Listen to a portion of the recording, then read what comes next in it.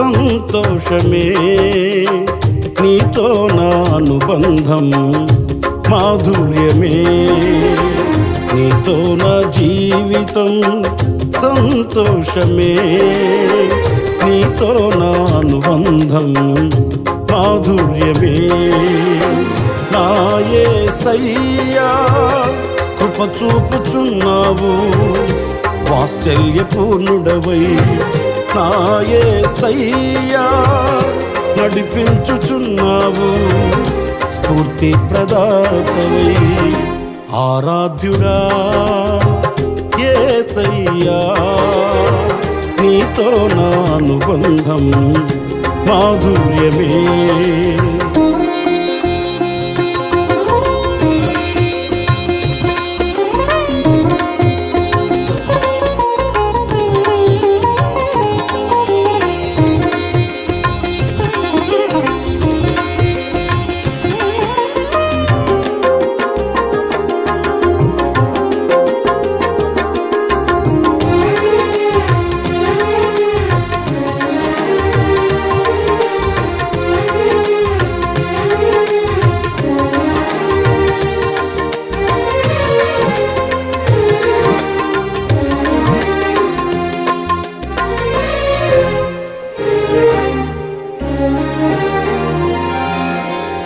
భీకర ధ్వని గల మార్గమునందు నన్ను స్నేహించిన నా ప్రియుడవు నీవు.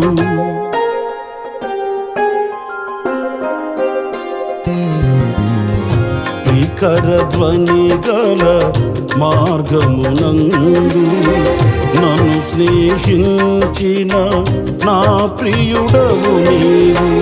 కలనైన మరువను నీవు నడిపిన మార్గం, క్షణమైన విడువను నీతో సహవాసం. కలనైన మరువను నీవు నడిపిన మార్గం, క్షణమైన విడువను నీతో సహవాసం. ఆరాధ్యుడా యేసయ్యా, నీతో నా అనుబంధం మాధుర్యమే.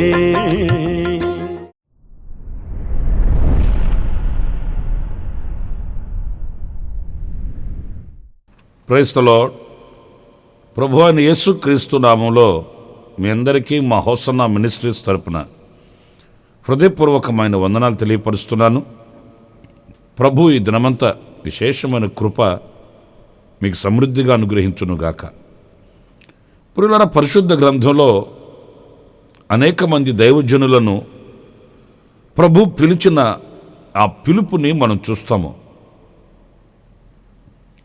స్వయంగా ప్రభువే వారిని పేరు పెట్టి పిలిచిన అనుభవాలు, దేవదూతలు కొందరిని పిలిచిన అనుభవాలు, దైవ సేవకుని ద్వారా ప్రభు పిలిచిన అనుభవాలు, ఇవన్నీ పరిశుద్ధ గ్రంథంలో మనం చూస్తూ ఉంటామండి. ప్రత్యేకంగా దేవుడు కొందరిని పిలిచిన ఆ పిలుపును మనం గమనించినప్పుడు అందులో దాగి ఉన్న కొన్ని ఆధ్యాత్మికమైన విలువల్ని మనం నేర్చుకోగలుగుతామండి.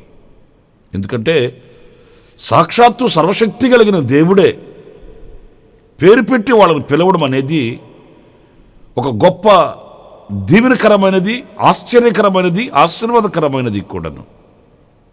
చూడండి, పరిశుద్ధ గ్రంథంలో మనం మొదటిగా అబ్రహామును పిలిచినప్పుడు ఆ పిలుపులో ఉన్న రహస్యాన్ని మనం ధ్యానించుకుందాం.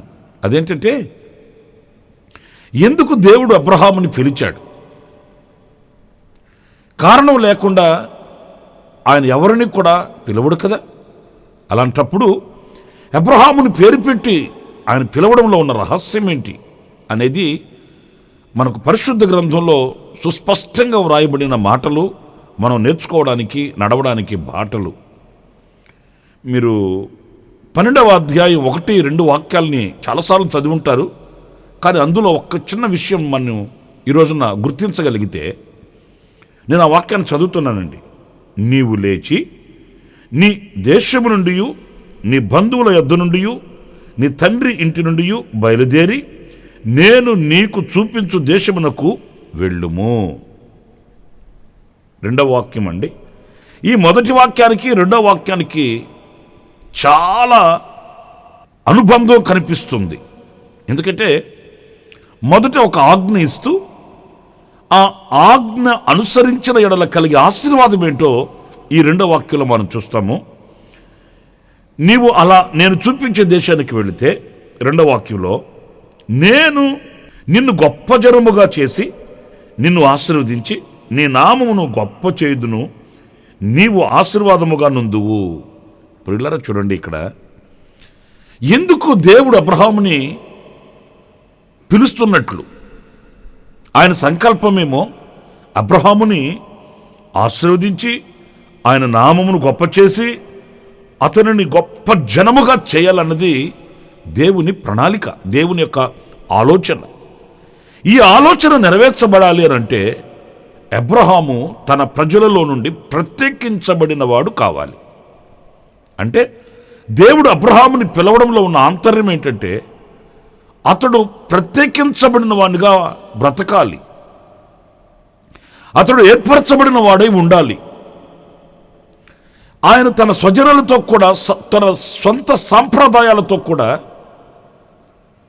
మింగిలి అయి ఆ దిశగా నడిపించబడుతూ నేను లోకం ఒకటే అన్నట్లుగా ఉంటే దైవ దీవెన అతనిలో ప్రత్యక్షం కాదండి.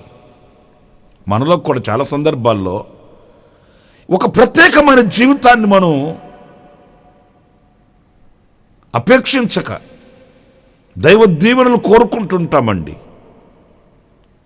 నేను ఘనతగా ఉండాలి, నేను దీవెనకరంగా ఉండాలి, నేను ఆశీర్వాదకరంగా ఉండాలి, మా వాళ్ళ మధ్యలో నేను ఒక గొప్ప సాక్షిగా ఉండాలి. మంచిది. అయితే అంతటి దీవెన పొందుకోవడానికి మనలో ఉన్న ప్రత్యేకత ఎలాంటిది? చాలామంది దైవ దీవెనలు పొందుకుంటారు, కానీ ఆ దైవ దీవెనలు వారిలో ప్రత్యక్షపరచబడవండి. ఎందుకంటే లోకముతో మింగిలి అయి ఉన్నందువలన, లోకస్తులతో కలిసి ఉన్నందువలన ఆ దీవెనకరమైన బ్రతుకు ప్రత్యక్షం కాదండి. ప్రియమైన దేవుని బిడ్డలారా, ఒక మాట నేను మీతో చెప్తాను. అబ్రహాముని దేవుడు తన స్వజనుల ఇంట్లో నుండి, తన బంధువుల యొద్ద నుండి, తండ్రి ఇంటి నుండి నువ్వు బయలుదేరి నేను నీకు చూపించు దేశానికి వెళ్ళు, ఇక్కడ ఉండవద్దు అని ఎందుకు అంటున్నాడంటే వారి మధ్యలో నుంచి నువ్వు ప్రత్యేకించబడినప్పుడే ఆ దైవ దీవెన ప్రత్యక్షం అవుతుంది అనే విషయాన్ని ఇక్కడ మనం గుర్తించాలండి. లోకానికి మనకు, సాంప్రదాయాలకి మనకు, లోక పద్ధతులకి మనకు ఒక ప్రత్యేకత లేకపోతే, ఆ ఏర్పాటు మనం ప్రత్యేకించబడిన వారము, మనం దైవ సంబంధమైన వారము, నేను జీవము కలిగిన దేవునిని ఆరాధించని వారము అనే ప్రత్యేకత మనకు లేకపోతే, ఆ ప్రత్యేకత కొరకే కదా మన పితరులు సింహాల బోన్లోకి వెళ్ళారు. ఆ ప్రత్యేకత కొరకే కదా మన పితరులు అగ్నిగుండంలో నిలిచారు. అందరిలా వీళ్ళు కూడా వెళ్ళి దండం పెట్టేస్తుంటే ఏ బాధ లేదు. అందరిలా వీళ్ళు కూడా ప్రార్థన మానేస్తుంటే ఏ గొడవ లేదు. అలా కాదు. లోకమంతా అలాగున్నా మేము ప్రత్యేకించబడిన వారము, దేశంలో ప్రజలందరూ అలాగున్నా మేము ఏర్పరచబడిన వారము అనే ఆ ప్రత్యేకతని కలిగి ఉన్నారు కనుకయే అనేక శోధనలు వాళ్ళు అనుభవించవలసి వచ్చిన తుది విజయం మరి ఆయన ప్రజలకే కలిగింది. అగ్ని ఓడిపోయింది, సింహాలు మౌనమైపోయాయి. ప్రియా దేవుని బిడ్డలారా, సముద్రము దారిచ్చింది, కోటగోడలు కుప్పకూలిపోయాయి, నదులు ఎండిపోయాయి. ఇవన్నీ ఎవరి కొరకు అనంటే ప్రత్యేకించబడిన ప్రజల కొరకు కాదా? మరి ఈ రోజున ఈ ప్రత్యేకమైన జీవితాన్ని మనం కలిగి ఉండాలి. ఈ ప్రత్యేకతను మనం సంతరించుకోవాలి. దాని కొరకే ప్రభు మనల్ని పిలుస్తున్నాడు అనే విషయాన్ని మనం మర్చిపోకూడదండి. ఆయన మనల్ని పిలిస్తే సర్వశక్తి కలిగిన దేవుడు, మాట్లాడే దేవుడు ఆయన. మరి ఆయన పిలుపుకు లోబడి, ఆయన పిలుపును గ్రహించి, ఆయన పిలుపుకు శిరస్సు వంచి అలా ప్రత్యేకమైన జీవితాన్ని కొరకు గనక మనం సమర్పించుకోగలిగితే, ఆనాడు అబ్రహామును దీవించిన దేవుడు, అబ్రహామును ఆశీర్వదించిన దేవుడు మనల్ని ఆశీర్వదించక మానడు అనే విషయాన్ని మనం మర్చిపోకూడదండి. ఇంకొక మాట మనం గమనిస్తే, దేవుడు మోషేని పిలిచాడు. ఎందుకు పిలిచాడు? అంటే నేను చెప్పేది ప్రారంభంలో కాదండి, 19వ అధ్యాయం నిర్గమకాండం 20వ వాక్యంలో ఇలా వ్రాయబడి ఉంది. నేను చదువుతున్నాను. యెహోవా సీనాయి పర్వతం మీదకి, అనగా ఆ పర్వత శిఖరము మీదకి దిగివచ్చెను. ప్రియులారా, ఇక్కడ దేవుడు ఆ సీనాయి పర్వతం యొక్క శిఖరము మీదకి దిగి వచ్చాడట. యెహోవా పర్వత శిఖరము మీదకి రమ్మని మోషేను పిలువగా మోషే ఎక్కిపోయెను. ఇక్కడ చూశారండి, ఆయన పిలుస్తున్నాడు మోషేని. ఈ పర్వత శిఖరం మీదకి ఎక్కరమ్మని పిలుస్తున్నాడు. ఎందుకు? ఆ శిఖరము పైకి ఎందుకు ఎక్కెళ్ళాలి? ఎందుకు మోషేని పిలుస్తున్నాడు ఆయన? ఎందుకంటే ఇశ్రాయేలీయులకు కావలసిన నిబంధనలు, ఆజ్ఞలు ఎందుకివి? వాళ్ళు కుడికైనను ఎడమకైనను తొలగక ఆయన సరళతలో వాళ్ళు నడిచేటట్లు వాళ్ళ జీవితాన్ని ఈ నిబంధనలతో సరిపోల్చుకోవడానికి. ప్రియులారా, నేను ఒక్క మాట మీతో చెప్తాను. వాక్యం ఎందుకు? ఒకే మాటలు చెప్తాను.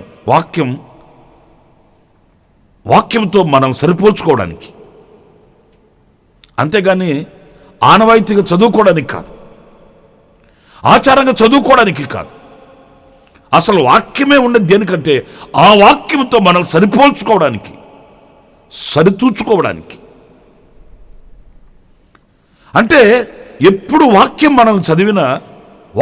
మనం చదివినా ఆ వాక్యం మనల్ని విమర్శిస్తుంది. ఆ విమర్శకు మనం లోనవ్వాలండి. చూడండి, ఒక మొక్క ఎదుగుతుంది. ఆ మొక్క ఎదుగుతున్నప్పుడు అనవసరమైన ఆ కొమ్మలన్నీ ఎప్పటికప్పుడు వాటిని మనం తీసివేస్తామో అప్పుడు ఏపుగా ఎదుగుతుంది ఆ మొక్క. మన జీవితపు అనుభవాల్లో కూడా అనవసరమైనవి, దేవునికి అయిష్టమైనవి, అసభ్యకరమైన వాటిని ఎప్పటికప్పుడు ఒక శుద్ధీకరణ మనం జరగకపోతే ఆధ్యాత్మికంగా మనం బలపరచబడలేమండి, ఆధ్యాత్మికంగా ఎదగలేమండి. అందుకే మోషేని ఎక్కిరమ్మన్నాడు. ఎందుకంటే మీరు సరిపోల్చుకోవడానికి నిబంధనలను నేను మీకు అనుగ్రహిస్తాను అని, ఆ నిబంధనలను అనుగ్రహించుటకు ఆయన మోషేని పిలిచినట్లు దేవుని వాక్యం చెప్తుంది. మరి ఈ రోజున ప్రియ దేవుని బిడ్డలారా, ఆ దేవుని వాక్యాన్ని లేక నిబంధనలను, ఆజ్ఞలను అనుసరించి ఆయనకు ప్రీతికరమైన జనముగా, ఆయనకు ఇష్టకరమైనటువంటి స్వకీయ సంపాద్యముగా మనం ఉండుటకు మనల్ని పిలిచిన ఆ పిలుపుకు లోబడి ఎక్కి వెళ్ళి ఆ ఆధ్యాత్మికమైన అనుభవాన్ని ఆస్వాదించే వ్యక్తులుగా మనం ఉన్నామా? లేక ఆయన పిలుస్తుంటాడు, మనకు వాక్యం ఇంత కఠోరంగా ఉంటే కుదరదు, ఇంత నిక్కచ్చిగా మనం బ్రతకలేము, ఇలా మనం ఆ మార్గాన్ని తొలగదోసుకొని ఆ మార్గానికి మనం మనస్కరించక దేవుని పిలుపుకు పెడచెవిని పెట్టి మరి దేవుని యొక్క చిత్తాన్ని విస్మరించి తిరుగుతున్నామా అనేది మనం పరిశీలించుకోవాలి.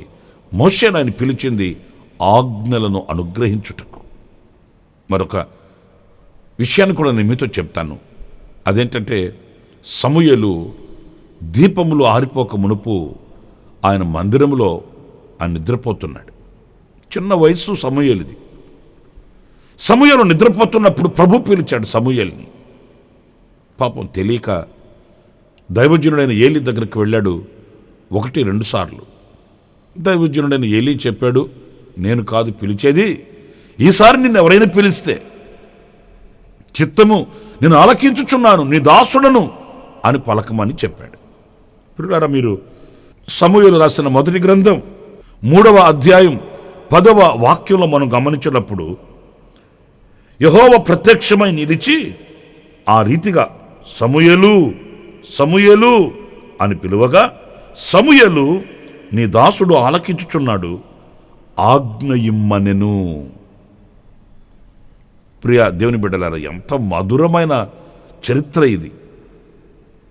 ఎందుకంటే బాలుడైన సమూయేలు, చిన్న వయసులో ఉన్న సమూయేలుని దేవుడు పిలుస్తున్నాడు.